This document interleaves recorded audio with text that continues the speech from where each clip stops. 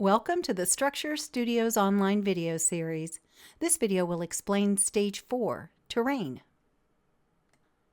The Terrain stage allows you to customize the terrain to create elevation and grades in both 2D and 3D. First, we'll work in 2D. In the panel, we have two options, multiple and single slope. We'll start by reviewing single slope. Click the single slope button. When single slope is active, the 2D view is divided into two screens. The top screen shows the 2D grid with a property slope line running down it. The bottom screen is a graph that shows the current elevation of the property slope line. We can change the slope by adding elevation points to the slope line in the top screen and adjusting those points in the bottom screen. With the Move tool active, we'll add elevation points to the slope line in the top screen. When we set a slope, we work with pairs of points. For this project, we'll click to place our first point on the back fence. We'll then move towards the house and place a second point about 20 feet away.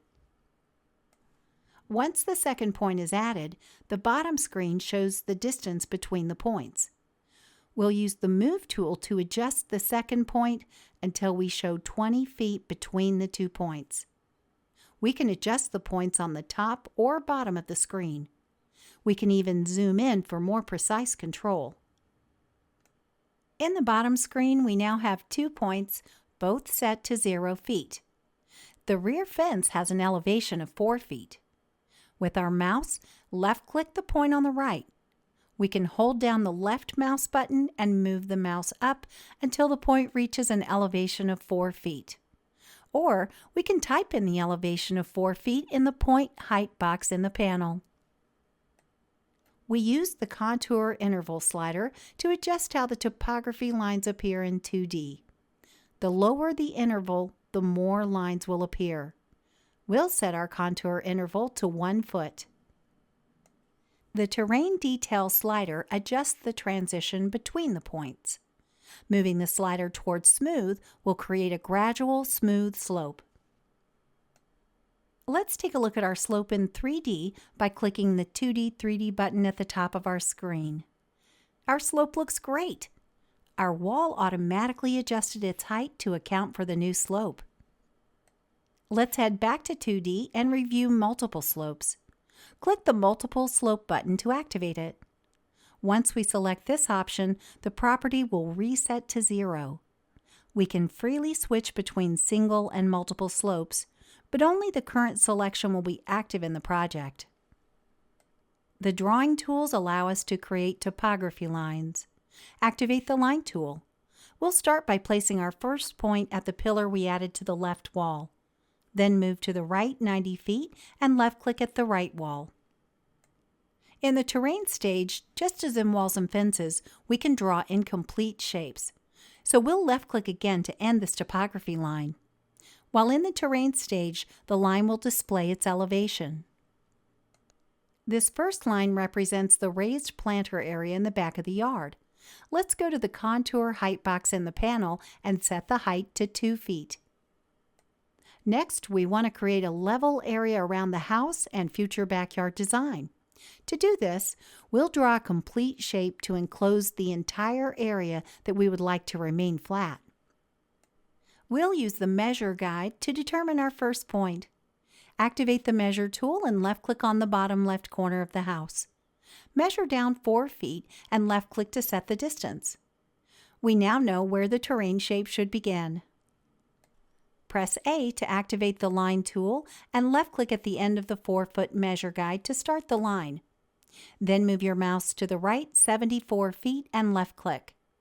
This aligns us with the gate to the backyard. Now draw up 80 feet and left-click. To complete the shape, we'll draw to the left 74 feet and double-click the last point to finish the shape. We now have a complete shape around our design area. Everything inside of this box will have a level elevation based on the value we enter in the contour height box. We'll set this area to 0 feet. Our next contour line is for the sloping driveway at the front of the house. We'll activate the Measure guide again to set the distance. Left-click the bottom left corner of the house. Measure down 25 feet and left-click. Now we'll activate the Line tool to draw the next contour.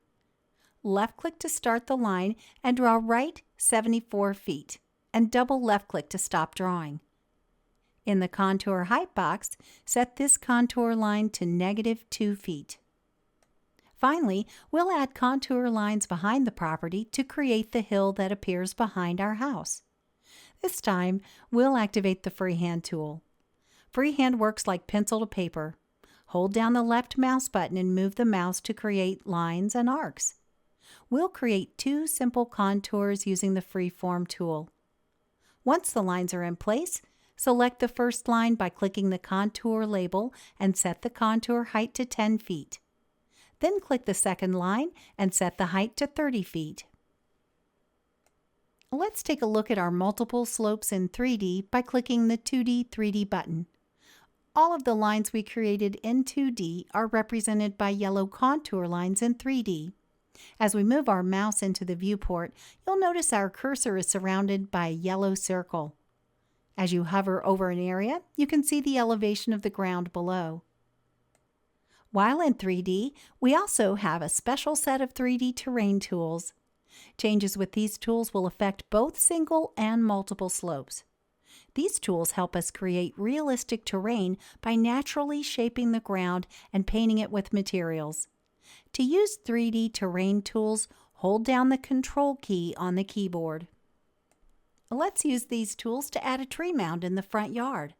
We'll start with the Elevation tool. As we hold down the Control key and left mouse button, we start to create a mound. It will continue to rise until we stop pressing the mouse button. The mound is too tall, so we'll press Undo until the ground is flat. Let's start the mound again, but this time set a height for the mound to rise to. In the panel, turn off Auto Height and set the height to 9 inches. When Auto Height is active, the ground will raise with left click and lower with right click, just like we saw when creating our mound. It will continue to raise or lower until you stop pressing the mouse button. Setting a value will set a specific height for the terrain to raise or lower to. With the height set, use the Elevation tool to set the mound to 9 inches. Because we set the elevation, the ground will not raise or lower past the 9-inch setting. The ground looks uneven, so let's smooth it out. Activate the Smooth tool.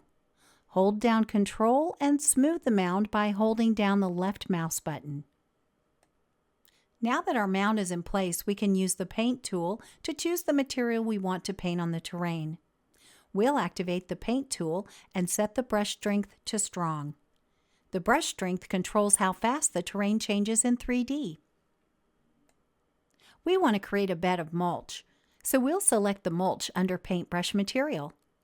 As we hold down Control and the left mouse button, we'll paint the mound with the mulch material. The stronger the brush strength, the more saturated the paint will be. We can also customize our paintbrush palette. Double-click on the swatch you would like to replace. This will open the library to choose a new material. Once you find the material you'd like to use, press Apply Material or double-click on the material in the library. This material is now a swatch for our paintbrush and ready to paint. This completes instruction on terrain. Thanks for watching. For more information, please visit structurestudios.com/help.